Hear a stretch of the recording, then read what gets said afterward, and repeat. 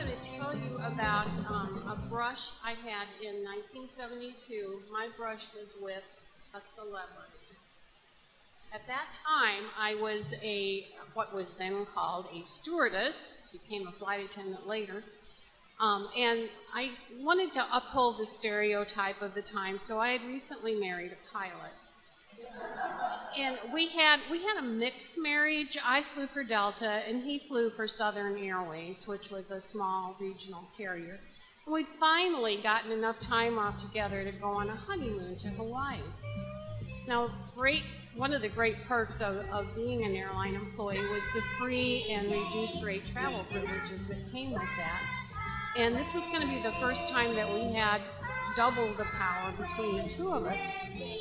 So with mine, we flew on Delta 747 from Atlanta to Los Angeles. And I knew a couple of the stewardesses who were working that flight, and when they learned that we were on our honeymoon, they made sure that our champagne glasses stayed full at all times. And then with Southern, they had a deal with United where we could make a coach reservation on the flight from Los Angeles to Honolulu, and then when we got to the gate, if there were first class seats available, we could upgrade. Well, the flight landed late, so unlike Delta, and we had to run to the United gate. And just let me say, it's not easy to run when you've been drinking champagne for 4 hours or more. But we made it just in time.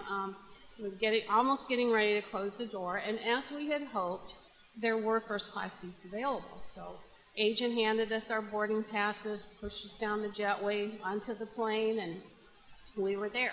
When I stepped onto the plane, it felt a little claustrophobic after being on the 747 because this was a long, skinny, single-aisle DC-8, but, I wasn't complaining. Our seats were in the very first row of first class on the right side.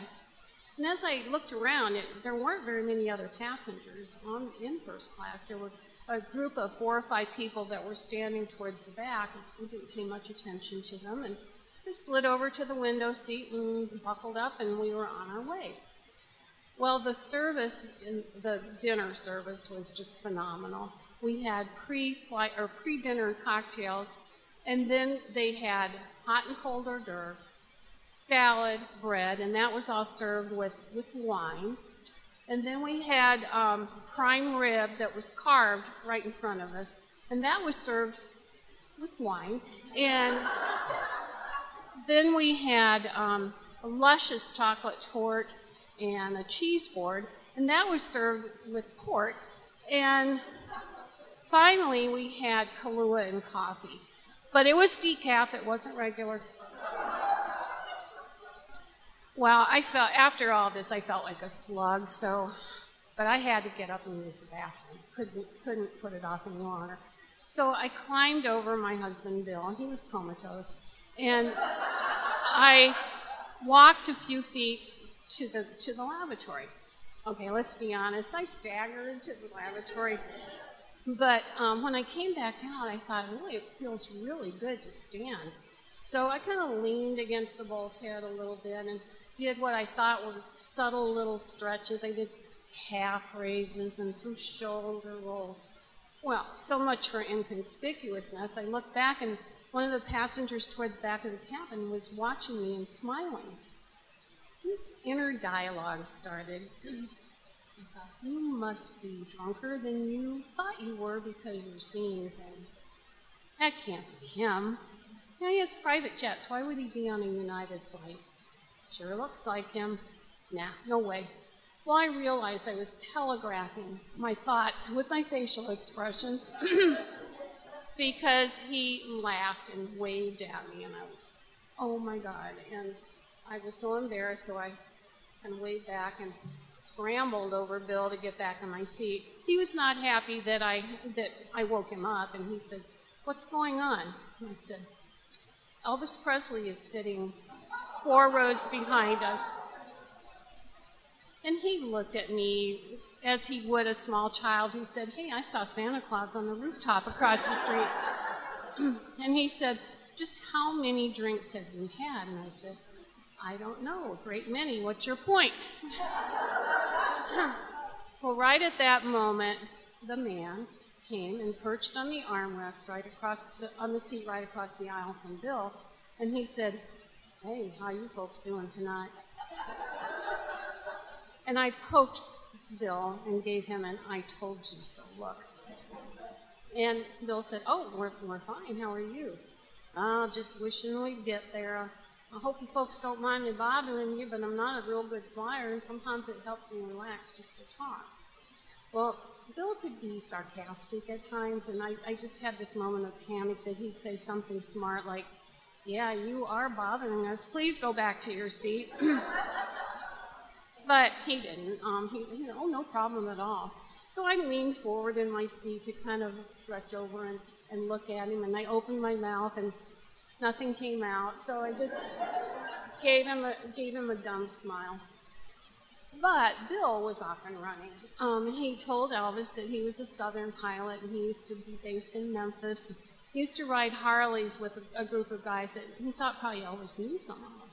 So for the next 10 minutes, there was this conversation that went something like this. "Well, did you ever know so-and-so? He's the one that had the custom flame job on his bike."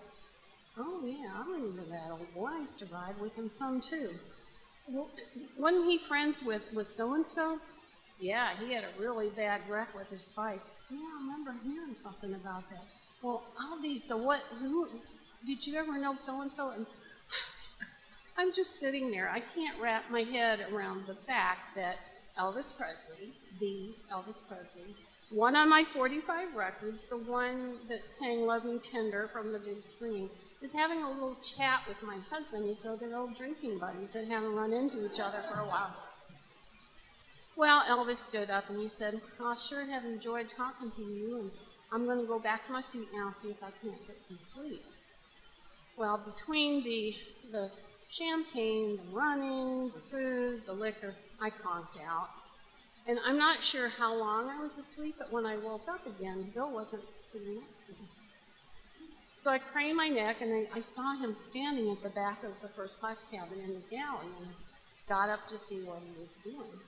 And as I passed Elvis's row, I saw that his eyes were closed, and I thought, oh, good for him. We must have really relaxed him, and so he's getting some sleep. Well, when I got to the galley, Bill was standing, trying to get the stewardess's attention to let her know if he wanted something. But one of Elvis's bodyguards was in the galley, and he was trying to get something going with the stewardess, and so she was ignoring Bill, and he said, "Yeah, I have a problem. When I ask a girl out and she says yes, I don't know if she wants to go out because she likes me or if she just wants to get close to him." Well, Bill was out of patience, so he said, "Here's an idea. Why don't you find another line of work so you can be sure? Can I have a beer, please?" Well, the bodyguard turned and glared at him, of course. When we got back to our seats, I said, "Bill, that was not a smart thing to say to someone who's half a foot taller than you and outweighs you by 100 pounds. And he said, "He wouldn't have done anything to me. He knows Elvis and me are tight." Thanks, y'all.